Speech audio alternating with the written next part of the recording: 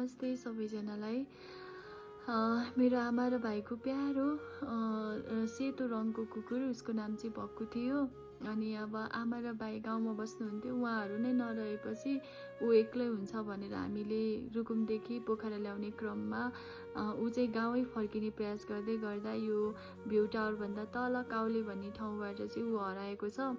अनि एकदमै एउटा परिवारको सदस्य जस्तै थियो। अनि एकदमै धेरै चिन्ता लागेको छ, कता हरायो, के खायो, कति बिचल्ली भयो होला भनेर मनमा धेरै कुराहरू खेलिरहेको छ।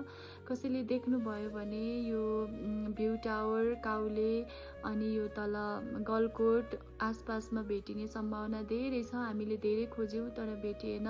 कसैले भेटिहाल्नु भयो भने चाहिँ प्लिज जसरी भए पनि सम्पर्क गरिदिनु होला। र जसले भेटाउनुहुन्छ उहाँलाई एकदमै खुसीको स्वरूप रु 20,000 रुपियाँ प्रदान गरिनेछ। र सबैभन्दा ठुलो कुरा चाहिँ एकदमै ठुलो धर्म हुनेछ भन्न चाहन्छु। प्लिज जसरी भए पनि कन्ट्याक्ट गरिदिनुहोस् है।